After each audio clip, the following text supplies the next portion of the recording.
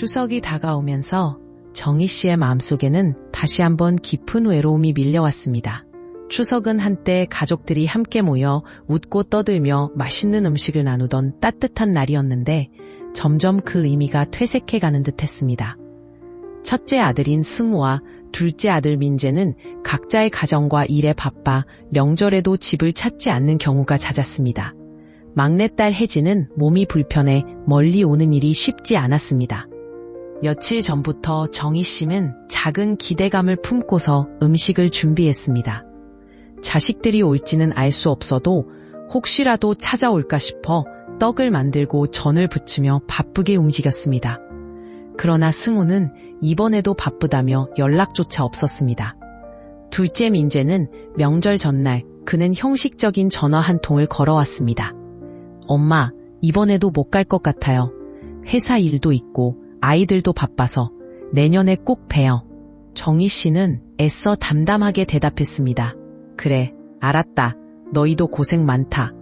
하지만 그녀의 마음 깊은 곳에는 쓸쓸함이 차곡차곡 쌓여갔습니다. 내년에도 같은 핑계가 되풀이될 것이 눈에 선했습니다. 자식들이 명절을 핑계 삼아 집에 오지 않는 것이 이제는 당연한 일이 된 듯했습니다. 그러나 옆집의 풍경은 달랐습니다. 아침부터 정희 씨의 가슴은 참아내야 할 감정들로 가득 차올랐습니다. 옆집 창식 씨네는 명절을 맞아 멀리서 온 자식들로 북적였습니다. 집 앞에 차가 멈추고 자식들이 들뜬 얼굴로 부모님께 선물을 안겨드리는 모습은 너무나도 따뜻했습니다. 그 장면을 바라보며 정희 씨의 마음은 덜컥 내려앉았습니다. 문득 자신의 상황을 돌아보니 자식이 있다는 사실조차 부끄러워질 만큼 씁쓸한 감정이 밀려왔습니다. 저녁상에 앉아 한참을 망설이다 정희 씨는 겨우 남편에게 말을 꺼냈습니다.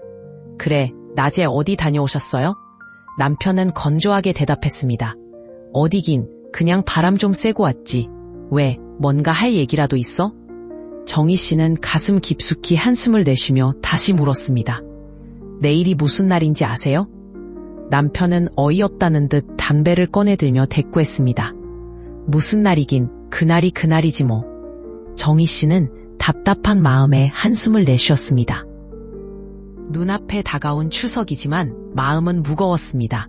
옆집 창식이네는 벌써 자식들이 와서 집안이 시끌벅적한데 정작 우리 자식들은 무슨 일로 이렇게 바쁜 걸까요? 한참 동안 말을 아끼던 남편이 갑자기 무뚝뚝하게 내뱉습니다. 자식들 얘기 이제 그만해. 와도 달라질 건 없잖아. 순간 울컥했지만 꾹 참고 밥상을 정리했습니다.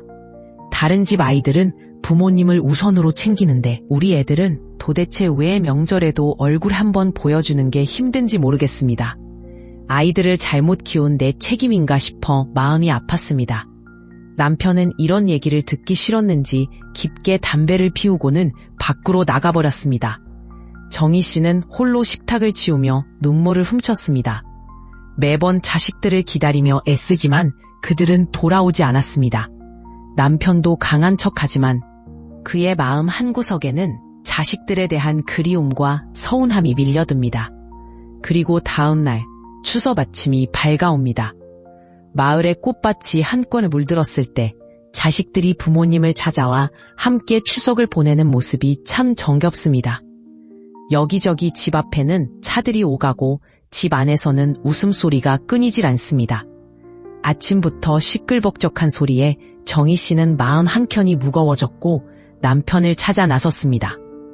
어디 가셨지? 그녀는 중얼거렸습니다. 고추를 따러 간다더니 비닐하우스에도 안 계시네. 여기저기 남편을 찾아다니다가 낯선 꾸러미 2개가 광에 놓인 것을 발견했습니다. 궁금한 마음에 꾸러미를 열어보니 그 안에는 참기름 1병과 고춧가루 그리고 온나무 껍질이 들어있었습니다. 알고 보니 큰아들 승우가 관절염으로 고생하는 것을 알고 남편이 미리 준비해둔 것이었어요. 또 다른 꾸러미에는 참기름과 민들레 뿌리가 들어있었고 둘째 아들 민재가 간 건강이 좋지 않다는 걸 염려해 챙겨둔 것이었죠. 이러한 남편의 정성에 정희 씨의 눈시울이 붉어졌습니다. 자식들이 오지 않더라도 혹시나 올까 싶어 자식들의 건강을 미리 챙기고자 하는 남편의 마음이 너무나도 가슴 아팠습니다. 정희 씨는 결국 마을 어귀까지 나가보았습니다. 남편은 동네 길목에 앉아 멍하니 마을 입구를 바라보고 있었습니다. 구부정한 허리와 초췌한 모습으로 자식들이 오기만을 간절히 기다리고 있었던 거죠. 정희 씨는 남편 옆으로 다가가 아무렇지 않은 척하며 물었습니다. 여기서 뭐하고 있어요? 고추 모종을 안 뽑고? 남편은 대답 없이 먼 곳만 바라보고 있었습니다. 정희 씨는 남편의 손을 꼭 잡으며 말했어요. 쓸쓸해하지 말고 어서 갑시다. 아이들이 안 오는 게 처음 있는 일도 아닌데 왜 그렇게 기다리세요? 오늘도 안 올 게 뻔한데 말이에요. 남편은 한숨을 쉬며 자리에서 일어나 정희 씨를 따라가면서도 자꾸 뒤를 돌아보았습니다. 정희 씨는 안타까운 마음에 한마디를 더 덧붙였죠. 아무리 기다려도 안 오는 자식이 갑자기 생기기나 하겠어요? 그냥 없는 듯이 삽시다. 남편은 헛기침을 하며 씁쓸하게 대답했습니다. 그래도 혹시나 하고 말이지. 집에 도착해 남편과 함께 아침을 먹으려던 순간 마당에서 누군가 큰 소리로 외쳤습니다. 어머니, 아버지. 막내딸 혜진과 사위가 땀을 뻘뻘 흘리며 헐리다시피 들어오는 것이 아니겠어요. 몸이 불편한 혜진이 추석을 맞아 사위와 함께 찾아온 것이었습니다. 뜻밖의 방문에 정희 씨와 남편은 깜짝 놀라며 그들을 기쁘게 맞이했습니다. 세상에, 네가 어떻게 여기까지 왔단 말이냐? 정희 씨는 믿기지 않는 눈빛으로 딸을 바라보았습니다. 혜진은 활짝 웃으며 외쳤습니다. 엄마, 아빠, 오늘이 추석이잖아요. 새벽부터 숙성된 떡을 준비했어요. 아빠가 떡 좋아하시잖아요. 정희 씨는 딸이 정성껏 만든 따뜻한 떡을 받아들고는 눈물이 핀 돌았습니다. 멀어졌다고 느꼈던 딸이 이렇게 마음을 다해 찾아온 것이 그저 감동적이었습니다. 사위도 입을 열었습니다. 장모님, 이 사람이 어제부터 난리도 아니었어요. 아버지께 드릴 떡이라고 새벽부터 준비했거든요. 결국 이렇게 떡을 해왔잖아요. 정희 씨는 딸이 정성스럽게 만든 떡을 바라보며 목이 메어 아무 말도 할 수 없었습니다. 떡을 한 입 먹자마자 속이 뭉클해졌습니다. 남편도 조용히 딸의 떡을 먹으면서 눈물이 왈칵 쏟아질 것 같은 감정을 느꼈습니다. 어렵게 걸음을 떼며 찾아온 딸을 바라보며 혜진은 자신이 늘 감춰왔던 미안한 마음이 다시금 고개를 들었습니다. 딸이 혼자서 모든 것을 해낼 수 없다고 생각했던 부부는 언제부턴가 자식들이 각자의 삶을 살아가는 모습을 그저 당연하게 받아들이게 되었던 것입니다. 막내딸에게 큰 기대를 두지 않았던 우리 가족. 하지만 새벽부터 사위와 함께 손수 떡을 만들어 온 딸의 모습은 놀라움과 감동 그 자체였습니다. 그저 부모님께 마음을 다해 정성을 드리겠다는 그 따뜻한 마음이 불편한 몸을 잊게 만들었나 봅니다. 정희 씨는 그런 딸의 마음이 고맙기도 하고 왠지 미안해졌습니다. 어머니, 아버지, 여기 떡 더 있어요. 더 드시고 싶으시면 언제든지 말씀하세요. 혜진은 환한 미소를 지으며 부모님 앞에 떡을 내밀었습니다. 남편은 눈가가 촉촉해진 채로 천천히 떡을 집으며 딸을 바라보았습니다. 그동안 아들들에게만 기대를 걸고 딸에게는 무심했던 자신이 새삼 미안해졌습니다. 혜진은 몸이 불편하다 해도 그 마음만큼은 누구보다도 깊은 효심을 가졌다는 것을 이제야 깨닫게 되었습니다. 네가 이런 걸 해올 줄은 몰랐구나. 남편은 숙연해진 마음으로 어렵게 말을 꺼냈습니다. 다리도 불편한데 어쩌려고 이렇게까지 애를 썼니? 혜진은 오히려 그 질문에 장난스럽게 대답했습니다. 다리 좀 불편한 게 뭐 대수겠어요? 그냥 조금 더 천천히 걸으면 되죠. 부모님께 드릴 떡은 제가 직접 만들어 오고 싶었어요. 그 말에 정희 씨는 끝내 울컥하고 말았습니다. 다른 자식들은 아무도 오지 않았는데 혜진은 먼 길을 마다하지 않고 힘든 몸을 이끌고 와 떡을 해왔습니다. 그 마음이 너무나도 고마웠고 동시에 가슴이 아려왔습니다. 그동안 혜지에게 그만큼 소중한 부모가 되지 못한 것 같아 마음이 아프고 후회스러웠습니다. 정희 씨는 눈물로 번진 눈을 닦으며 말했습니다. 네가 와줘서 엄마 아버지는 정말 행복해. 왜 이제서야 네가 이렇게 속 깊은 걸 알았을까? 남편은 조용히 떡을 먹으면서도 속으로는 아이들에 대한 섭섭함이 녹아가는 것을 느꼈습니다. 한참 먹던 손을 멈추고 그는 말을 꺼냈습니다. 네가 와준 덕분에 마음이 한결 편해졌어. 아들놈들은 다들 바쁘다고만 하더니 네가 이렇게 와줘서 우리가 더 고맙다. 혜진은 부모님의 그런 말에 어색하게 웃으며 대답했습니다. 무슨 말씀을요? 자식이 부모님께 오는 게 당연한 일인데. 제가 더 자주 못 찾아와서 죄송해요. 정희 씨는 그런 혜지를 바라보며 불편한 몸으로도 부모를 챙기는 모습을 보며 마음이 뭉클해졌습니다. 가슴이 점점 더 아려왔습니다. 늘 큰 기대를 걸었던 첫째와 둘째 아들, 명절마다 너무나도 당연하다는 듯이 오지 않곤 했습니다. 그런 가운데 큰 기대를 하지 않았던 막내딸이 오히려 가장 큰 위로를 주고 있었죠. 혜진은 부지런히 부모님을 위해 준비한 음식을 내놓고 부모님과 함께 조용히 식사를 했습니다. 그녀의 남편 역시 자리에 함께 앉아 묵묵히 부모님을 챙겼습니다. 정희 씨는 딸과 사위의 다정한 모습을 보면서도 여전히 오지 않은 아들들에 대한 아쉬움을 지우지 못했습니다. 그러나 동시에 막내딸 혜지가 진정한 효도를 하고 있다는 생각에 마음 한편이 따뜻해졌습니다. 식사 후 혜지는 설거지를 하려 했습니다. 하지만 정희 씨는 혜지의 다리가 불편한 것을 알고 이를 말렸습니다. 설거지는 엄마가 할 테니 너는 네 몸이나 쉬어라. 그 몸으로도 많이 힘들었을 텐데.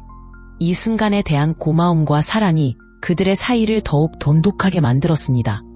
너무 애쓰지 말라는 말에도 혜지는 흔쾌히 대답했습니다. 어머니, 제가 할게요. 제가 하고 싶어요. 결국 딸의 고집에 정희 씨는 함께 설거지를 하기로 했습니다.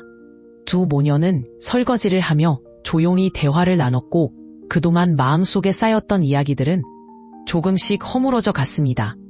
딸과 나눈 대화는 정희 씨에게 큰 위로가 되었죠. 부모님과 함께 시간을 보내며 혜지는 조용히 그 자리를 지켰고 그 모습에 남편의 마음도 한결 가벼워졌습니다.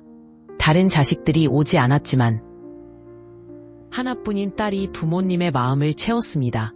그날 혜진과 사위는 다시 먼 길을 떠나기 전 부모님께 작별 인사를 드렸습니다. 어머니, 아버지, 저희 이제 가볼게요. 건강하시고 또 올게요. 혜진이 떠나기 전 정희 씨는 그녀의 손을 꼭 잡고 말했습니다. 다음에 또 올 필요 없어. 하지만 남편은 나이가 들어서도 한결같이 자녀를 위해 희생하는 이들은 바로 대한민국의 부모님들입니다. 아이가 태어나는 순간부터 부모님들은 자식의 행복을 위해 모든 것을 바칩니다.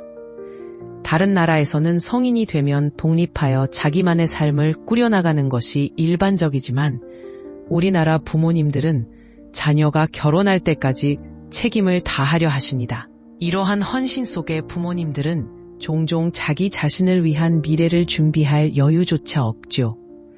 아쉽게도 옛날처럼 자녀가 부모의 노후를 책임지는 일도 드물어졌습니다. 자식을 키우는 것이 큰 보람이 될 수도 있지만 때로는 그들이 예기치 않은 문제를 겪을 때 자아내는 고통은 이루 말할 수 없이 깊습니다. 오늘날 많은 부모님들이 남몰래 소갈이를 하며 살아가고 있습니다. 결국 흘러간 시간만큼 부모가 간절히 바랐던 기대도 저 멀리 사라져갑니다. 부모는 자식이 필요할 때만 찾는 사람들이라는 말이 있듯 자녀들은 종종 자신에게 필요한 것이 있을 때만 부모를 찾곤 합니다.